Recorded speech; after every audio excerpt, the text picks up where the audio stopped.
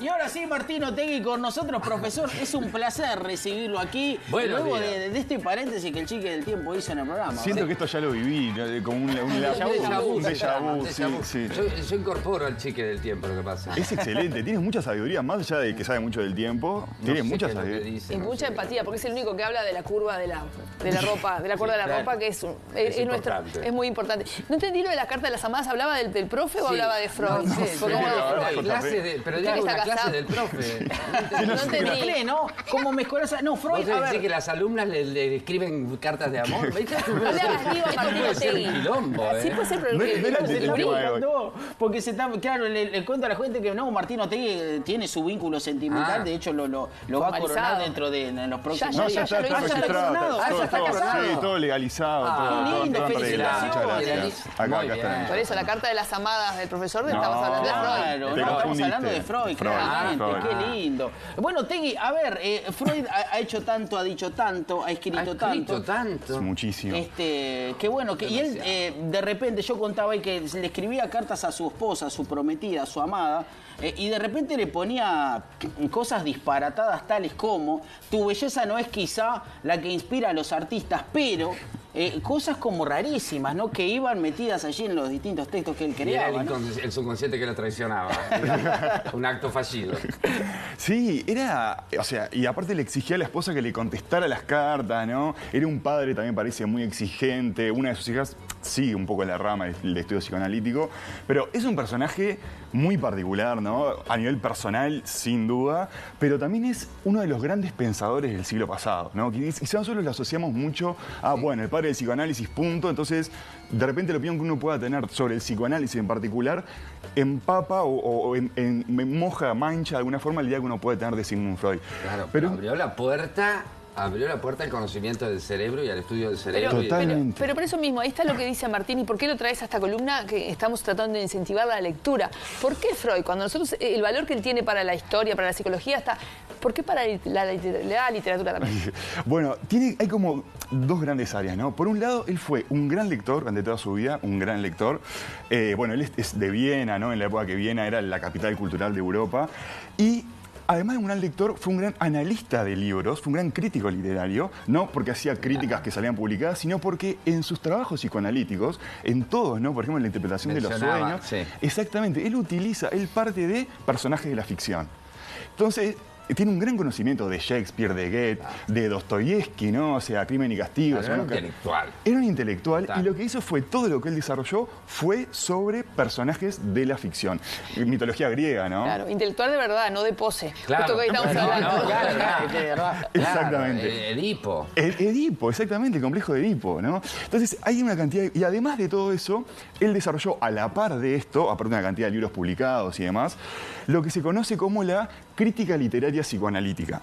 Que un poco la crítica literaria psicoanalítica puede parecer algo así muy extraña y es un poco a lo que jugamos nosotros también acá a veces los miércoles, ¿no? Que es hacer un abordaje psicoanalítico de los personajes, de la obra y de sus autores. De la historia, claro. Exacto. Entonces, de repente cuando nosotros hablábamos, ¿no? De Hans Christian Andersen y del autor de La Sirenita, y decíamos que quizá hay algunos biógrafos que dicen que ese amor imposible, no correspondido de La Sirenita, esa era por un amor suyo. La de Frankenstein. O Mary Shelley de También Frankenstein. Exactamente. Entonces, eso que estamos haciendo en realidad, ¿no? Es lo que hacía él. Es a meternos a interpretar la psique de los autores y cómo eso puede haber repercutido en la creación literaria. Otro capítulo importante de Freud y la literatura es la creación literaria, ¿no? Freud va a intentar explicar por qué existe eso, es la creación literaria. Él lo va a asociar un poco a la libido, otra palabra creada por Freud. Claro. No, son todo cosas que... No es bueno, el yo, el ello y el coso también. Exacto. Pero la libido la creó él. Sí, la energía sexual como tal no existe no existe porque... Bueno, y el de la niñez, toda la sexualidad de la niñez, la tituló y la creó. Pero no tiene un fundamento científico, ¿no? Pero claro, lo tira Freud y queda en el pensamiento del siglo XX y nos llega a nosotros. De nuevo, hoy en día se está como revisando todo eso, entonces hay muchos... Esta crítica literaria psicoanalítica se imaginarán que le dan con un palo por todos lados, ¿no? Pero es el mundo que se generó sobre todo en el siglo pasado, entonces todos los grandes autores del siglo pasado tienen, o porque leyeron a Freud o porque vivieron en ese mundo, una influencia freudiana clarísima. En la creación de los personajes, en la creación de las historias. Exacto, Entiendo, claro. Freud, recordemos que el Harold Bloom, que es este crítico que habíamos hablado, que escribió el Canon Occidental, donde él repasa toda la historia de la literatura, él dice que Freud fue el gran creador de mitos del siglo XX. Por esto mismo, ¿no? El complejo de Edipo. El complejo de Edipo nosotros lo hablamos, pero es algo que surgió de la cabeza de Freud, ¿no? El inconsciente no como algo inconsciente, sino como algo que nos determina la acción y el presente, ¿no? Tu neurosis es por el inconsciente. Hace los lapsus, ¿no? El lapsus es porque tenés algo en el inconsciente. O los sueños como cosas que reprimimos. La sexualidad en la infancia, ¿no? Todas esas cosas que nosotros las damos como propias de la vida, como obvias, son cosas que las teoriza y las desarrolla Freud a comienzos del siglo XX y que después técnicas como el fluir de la conciencia, los monólogos internos que van a usar muchos autores, embeben de eso. El surrealismo como vanguardia, ¿no? El existencialismo, cuando hablamos de Camus, de Sartre, es impensado de esos autores si antes no viene Freud y dice lo que importa es el yo. Claro. En el teatro, la creación del personaje, tiene mucho que ver. Exacto. Y también se le dice que es el gran moralista del siglo XX, un poco por todo esto, ¿no? Porque nos enseñó que lo que para él estaba bien no estaba mal, o que no estaba bien o que no estaba mal. Y también se lo considera como uno de los sospechosos, de los grandes sospechosos, digamos, del siglo XX. ¿En qué sentido? Junto con Marx y con Nietzsche. No sospechosos, sino que maestros de la sospecha. Marx, que en el siglo XX no lo que dice es, bueno, explotación laboral, lucha de clases, y ahí cambia la percepción que se tiene sobre las cosas. Nietzsche va a decir, Dios ha muerto, ¿no? El eterno retorno, cambia la percepción de las cosas.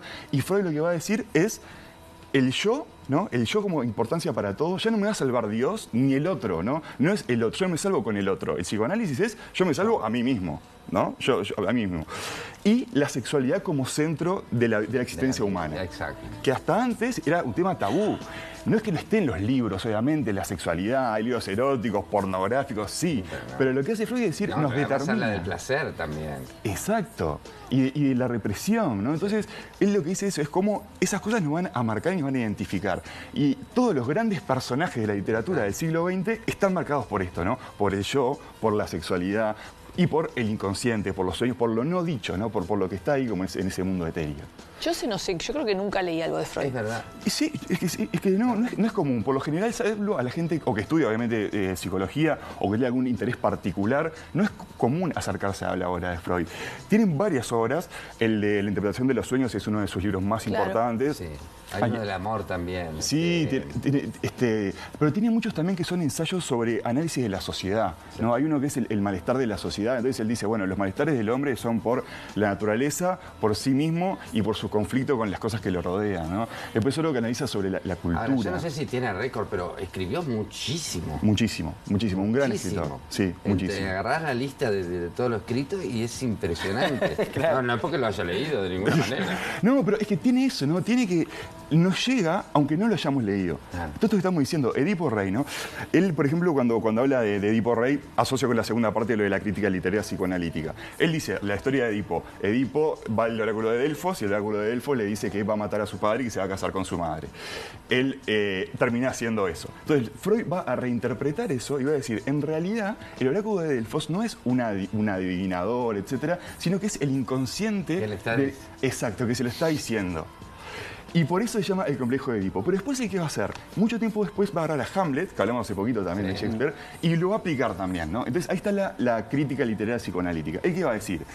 Hamlet, la historia brevemente, su tío, Claudio, mata al padre de Hamlet y se queda con el trono y con la madre de Hamlet, exactamente. Entonces, un día se le aparece el fantasma del padre de Hamlet y le dice, che, vengame, mata al tío que hizo esto.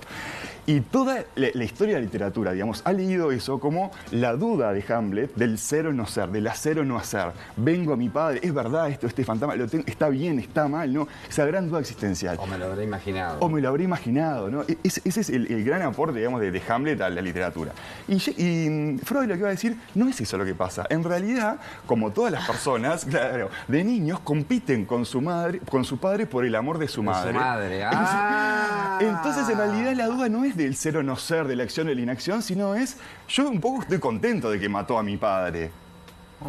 Pero se niega a aceptarlo y a decirlo y a formularlo, y por eso enferma de neurosis, y por eso...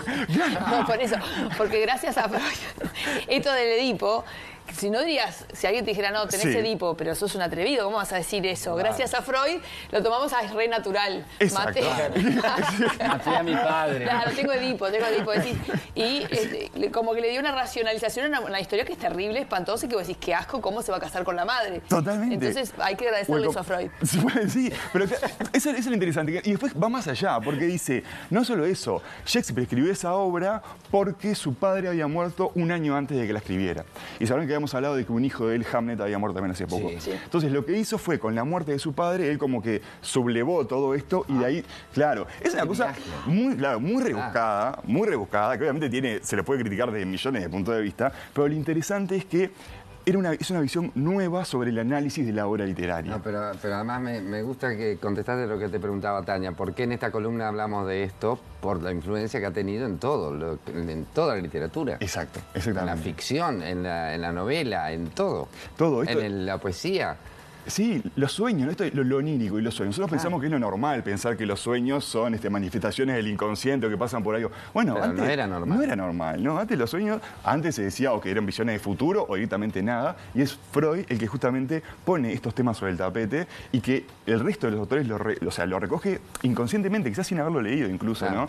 Pero es impensada, por eso mismo Harold Bloom y grandes críticos dicen Freud es un autor imprescindible y clave de la literatura del siglo XX porque influyó a la literatura. Qué brutal. Está como dentro del inconsciente ya incorporado de la humanidad. Ese conocimiento social que se transmite. Exacto. Está ya en eso, aunque no hayas leído nunca a Freud, sabés lo que significa. El acto fallido. ¿Por qué lo damos por hecho? Dijiste tal cosa y quieres decir tal otra. Eso porque Freud se le ocurrió y lo dijo. Claro. Entonces, pero nosotros lo damos por hecho. Impresionante, Martín. Muchas gracias. A ustedes. Como siempre. Me gusta esta columna, Martín. Muchas gracias. A mí también. Y además nos hace estudiar. Gracias. Gracias. Señores, yo me retiro porque